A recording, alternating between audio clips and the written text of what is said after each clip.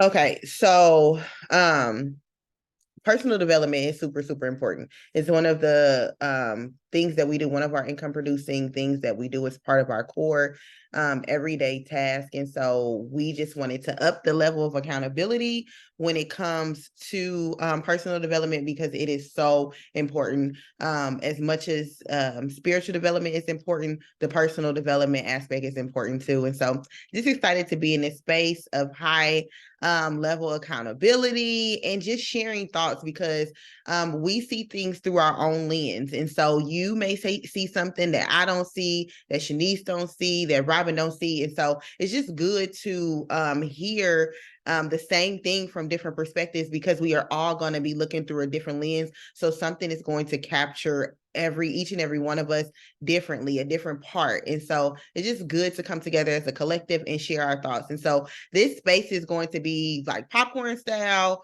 pretty much people sharing their takeaways or their ahas from the sections that we are reading in that week. And so every week, if you guys were on the live, you would see in the comments that I dropped, there's a specific set of sections that we're reading per week so that we can make sure that we make it through the book.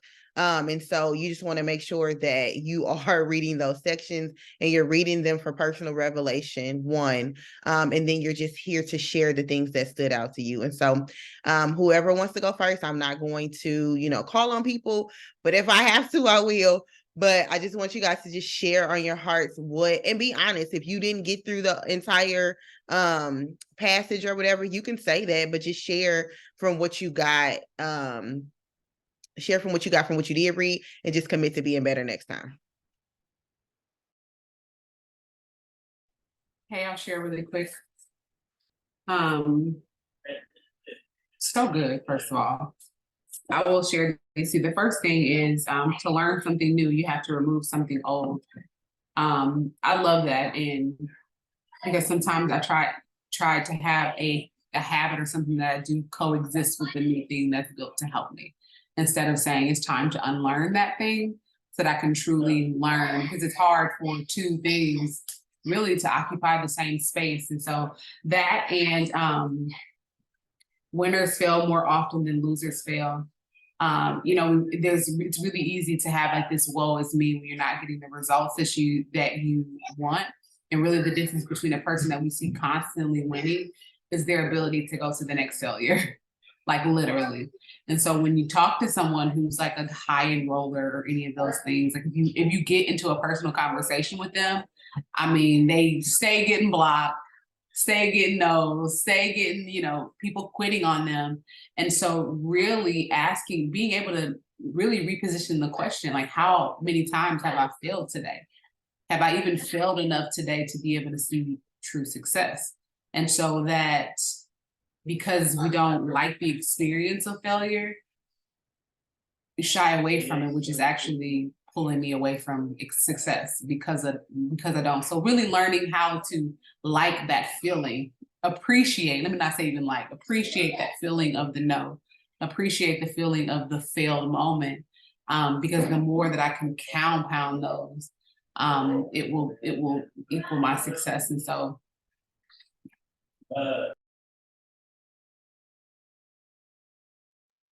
Hey guys, so I'm excited to read this book. It actually is connected to some other things I've been reading, but I would say what stood out to me in the first section was the different levels of failure. And I even sat there in a moment trying to, really, it took a moment to like, okay, where are you at for real? Like where you want to be, but versus where you really at. And I was like, okay, I'm not in level 1, but then I was like, okay, I'm between the level 2 and level 3 because it's some days where it's like I'm willing to do it, and then some days where I'm like, all right, I'm gonna make the calls. I don't care who say no, but being honest with myself because I desire, to be on a level 5 where it's just like, all right, I'm bringing people along with me to fail with me. And that really stuck out to me where it's like level 5 people enlist others to fail with them and for them, knowing that if individual failure means individual success, then group failure equals group or team success. And I want everyone who's connected with me to win and be successful. And so I have to get to that point where it's like, I'm asking them like, come on, let's go fail. So I would say that was one of the biggest things that stood out. So it's so good. I got my book all highlighted up, but that was like, I think the biggest one for me. I know for me, I'm definitely the person that they were saying, like, you have to either I have to reconstruct my idea around failure, and actually shift my perspective around failure.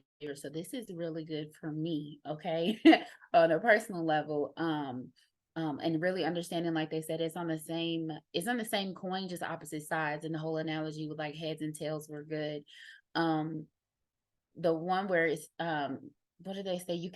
You can fail a lot without ever being a failure. That was good, because it's like so many times I feel like if you failed, you are a failure, like it's one and the same, but it's completely not, because being a failure means that you quit, but the continuation of you trying to, reach your goals and do the things, you're a success in progress versus being a failure. And so that was really good for me. And then the one I really liked, I highlighted it, is that commitment is doing the thing you said you would do long after the mood you said it in has left you. I said, okay. Because that is true, because after a while, you don't feel like doing something. If you hear no all day, or nobody's responding to you, you're like, all right. But the fact that you're continuing on to the goal and to where you want to be is good. So I love it so far. I had to stop myself. I'm like, all right, let me stop. I don't need to continue on. But no, this is really good. And then, the last thing was, failure is not a taboo. It's a rite of passage. Like, you have to fail in order to get to the success. And those people that you see that are like way up there, whether they're like double ambassador, number one in the company or whatever, they failed a lot and they failed hard. And so just to keep that in mind when I'm shifting the perspective around failure. That was good. That's with Cass and Robin share, those were like two of my takeaways as well. And I noticed, like, I like when they were using the analogy about the coin, the heads and the tails, and that's the yes or no, how yes or no are really partners. They're not like enemies. One we like better than the other, but and it was like when he's talking about go for the failure. So like, to me, that just means like really just going out and reaching out to more people. Cause like in my mind, just like, dang, when I think about like, okay, I know I got to send 100 messages to get this one yes. So it's like what I could look at as the failures, people not responding or people saying no. And that failure is inevitable. Like, you have to fail in some type of way in order to succeed, in order to get to the next level. And like you said, Robin, just like changing your view on what is failure. Like, because you didn't reach your goal in this amount of time, that's not really necessarily a failure. You just didn't reach your goal in that certain amount of time. And I could relate real well to Jackie's story, how she was talking about, she was doing good. And then it was like her whole team quit, and she was just like, oh, and her husband said that simple thing, like, okay, just start over. And she was like, oh, okay, first of all, get out of my business. And that's what it took for her to start over. I mean, just to get in that mindset. And when she said, allow your mind to control hold on. You had the power to decide how your life will go. And she said, allow your mind to control your emotions and not the other way around. So just standing firm in it, no matter how it feels, and getting past like non-approvals or criticisms or how you feel like people will look at you. Because once you get over that, you good to go. And that kind of lines up with the 5 failure levels, and how most people are like don't want to get past 1 because they don't want to even hear the no. And I'm like you, Cass, I'm like in between like 2 and 3. Cause like some days I'll just be like, man, I don't even care. I'm going over her. She said no, that's fine. And so I'm like, bro, everybody's saying no to me. So but yeah, this is a good book because it will like change your perspective like immediately. Like, okay, it's okay. Like, everybody literally experiences this. Like, they wrote a whole book about it, so it's okay.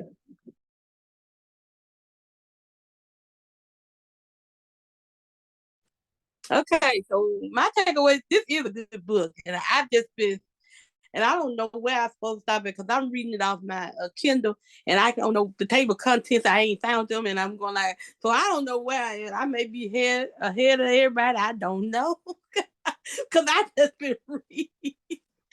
But anyway, I was what got my attention was it said you can't have yes without no. And that yes is a destination, is no is how you get there. And I was going like, oh, that's profound. Okay. So basically, it's like two sides of a coin, just like they said. You gotta have yes, you gotta have no. So when you flip the coin over, you might have yes on this side, you may have no, but they not one don't cancel out the other. They a package deal. And so knowing that they are a package deal, that you're gonna have both of them, then you can kind of like filter yourself. What else did I write here? It says failure is never permanent, is never a permanent condition unless you decide it's permanent. So you got the decision to decide whether I'm gonna keep going or if I'm gonna quit. And then some people just opt out and take the easy road. They just quit instead of keep going. Because they talking about I'm failing. But then it went on to say that nobody never remembers the failures, but they do remember your successes. But they don't never remember your failures. And it was talking about all the people and all the things that had failed and how many times it failed, and nobody really remember that, but they remember the fact that they succeeded. Okay, so people ain't even worried about you failing. You the only one worried about it. And one of the other things was you got to remove the dirt to find the gold. So remove the dirt and you can find the gold. Quit worrying about what everybody else thinks and just keep moving.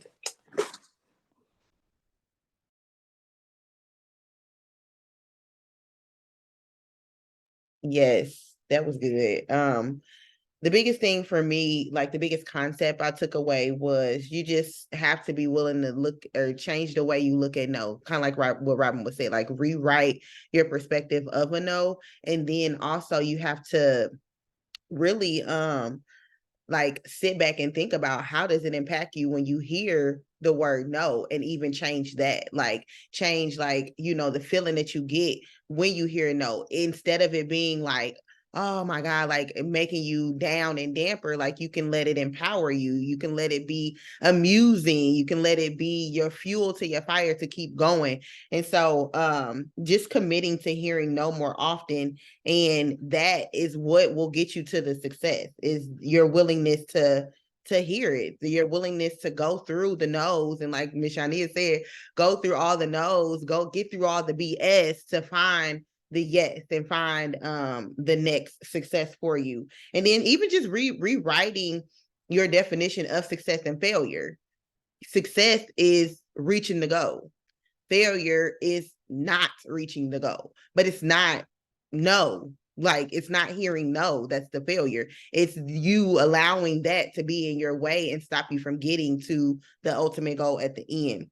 And yes, the different levels of failure or whatever, definitely at 3. Definitely at 3 for sure. But then even when he was talking about 4, it's like not even just failing faster and being okay with failing faster, but it's even taking the larger risk, you know, so not even just failing more often, but being willing to take the larger risk and fail big, knowing that on the other side is success. So and then talking about your no, like your NQ versus your IQ, and how he's like, sometimes your IQ can get in the way. And sometimes I do feel like I know too much, like I know too much, and that is what is holding me back, because I am too knowledgeable. And so that was good for me. Like your NQ is really what matters, not necessarily your IQ, because you can have a great IQ and be broke. And then you can see a lot of people that don't necessarily have a high IQ, but they're being really successful and productive. And so those were the big takeaways for me. Yes, no is a package. No and yes is a package deal. But really just rewriting you know, how I think about failure, and how he said, you know, most people, they want to be successful, but they spend the same amount of energy or even more energy on not failing. And for myself, I can just think of different times where I didn't take a move because I didn't want to fail, or I didn't want to hear no. and it was like, dang, you should have just took that move because you never know what was on the other side. But it's a lot of things, even outside of business, like conversations that I won't have because I'm scared of the outcome, or I don't want to hear to know when you really need to have a conversation. So just really just rewriting my thought process around no in general is really going to take me to the next level. So that's what it was for me.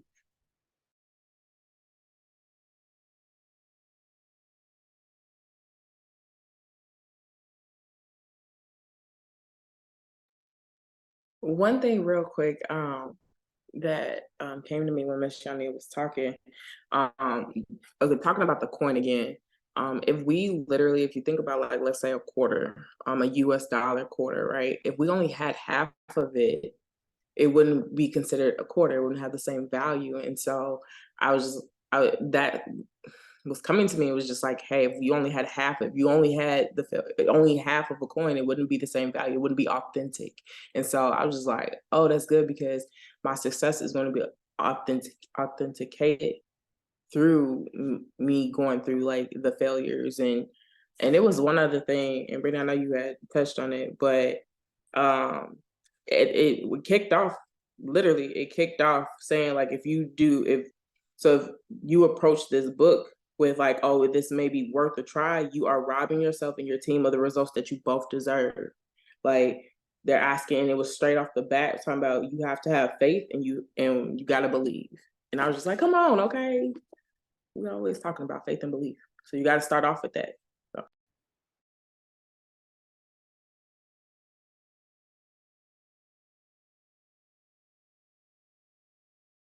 So yeah, anybody else want to share?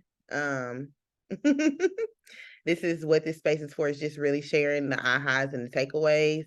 And then we're gonna get up off here if nobody else has anything that they want to share. But this is a very great book. Go ahead, Shanice, what you was about to say. No, I was about to say, I'm gonna start calling y'all out. Or does anybody have anything else to share? And if you haven't read the book, like Brittany says, I mean, if you haven't started yet, just put it in the chat so we can know. And it's okay, just hold yourself accountable and make sure that you caught up for next week.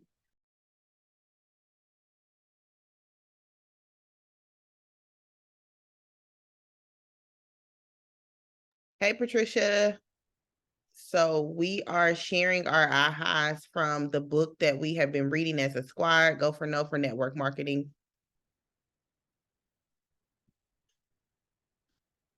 Go for No. Make sure you guys take a look at me and Shanice's live. We went live about this so that everybody would be prepared.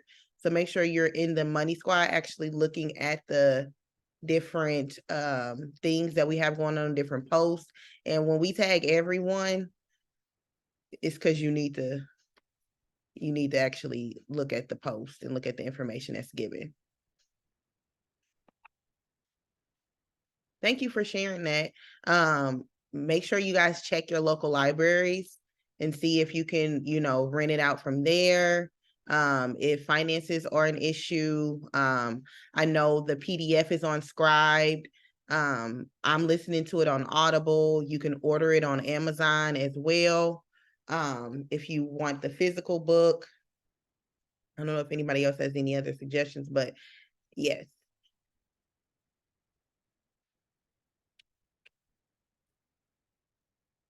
All right, guys. Thanks for communicating. So I had one other. Go ahead, Cass. Oh, sorry. No, I just had one other thing that personally, with the first passage of us reading, of like at night when I'm thinking about like my wins, like I think I'm gonna start trying to shift that for like, okay, to the like, did I fail enough? Because I know that the more I fail, the more I'm gonna get to the wins. And so instead of like at night, like, oh, I only got 3 wins, and still being grateful, but shifting to like, okay, I think I failed enough today. Like today feel good. And I think that goes to like me focusing on my effort and what I'm doing more so than what is being produced or what the result is. That's good. That is really good. Looking at your day in terms of, like Keisha said at the beginning, did I even fail enough today? Well, I'm in my feelings about not getting a win. Did I even get enough no's to even get a win, get a yes? So yeah, that's really good. So next week, we will be reading, and it is kind of weird, depending on what device or where you're reading it from. It does, the sections and stuff is kind of weird. So you just kind of got to know the sections. That's why we split it up in sections, because depending on where you're reading from, we can't split it up in chapters. And so next section starts at My Go for No Story, Brian Carruthers, and then it goes to My Go for No Story, Patty Petrini. And so we're going through those, and that's what we will be discussing next week, next Saturday, 2 p.m. So we'll be here in this space every Saturday, 2 p.m. Central Standard Time, discussing our ahas. This is good. Really good book, like really can switch your perspective. And I really think it will allow us to take our productivity to the next level, because we'll get over that hurdle of rejection. The fear of rejection is probably the biggest thing that holds people back, is they don't like to hear no. And so if you get in this book, and like Robin said, and myself said, you rewrite the, story that you tell yourself when you hear no, you'll be more able to hear more no's, which will in turn lead to your yeses and your success. So Shanice, you want to pray us out? Yeah, I got something to say too. I don't know. It was another story. Whoever the little second lady was, she had a story, and I don't know. I just feel like I need to share it in this moment. Her story was that she started a network marketing business, and nobody in her family supported her. Nobody. Not even her best friend. Her best friend told her that it was a pyramid scheme, and she was so hurt, and she was just like, oh my God, real in her feelings about it. But she didn't let that stop her. And now she's like, making money at the top of the company. She was able to retire her husband, all of that, because she didn't let no from her family and her best friend stop her. So I know like a lot of people can relate to that. Well, a lot of people on our team can relate to that, because people have shared that before. Like, it doesn't seem like my friend, it seems like just because the people close to you don't understand it, or God didn't give them the same vision, or you feel like, okay, my warm market is going to say no. You feel like everybody else in the world is going to say no, and that's not true. So you have to you like, okay, well, I got that out the way. They the first knows, that's probably gonna hurt the worst. So now you, like Robin said in the chat, using that as your fuel to go and be more successful and keep going. Like, and at the end of the day, be like, man, okay, I got a lot of no's today. I got a lot of no. I know somebody got to say yes tomorrow, or wake up to a car closing. So somebody got to say yes, because this is 1,000 no's. I got to get this one big yes. So, yeah. But I'm gonna go ahead and pray us out.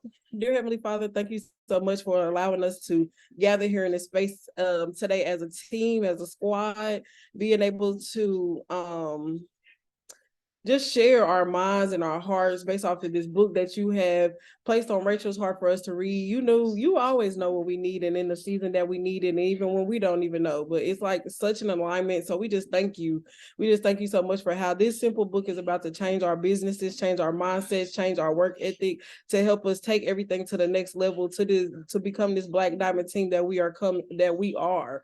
So God, I'm just asking right now that you just make a way for each and every person on the squad to be able to get the book, whether it's whatever means that you have for them to get it. I just pray that they are able to get it, and that they are good stewards over it, actually read the book and stay on track. And we come each week with different with sharing our hearts, and not just sharing, but also like just taking it and running with it. Like, we don't have to wait till Saturday for it to touch us, and for us to implement these things. We're gonna do it right away, because I know this book was literally like, it was for such a time as this. So we just thank you, Father God, and how you work, how you think, and how you operate. We could never understand it, but we just give you praise for who you are. So God, we're just praying that today just be a great day.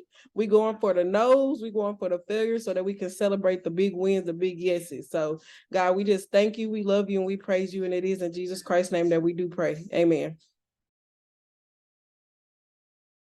Amen. See y'all next Saturday.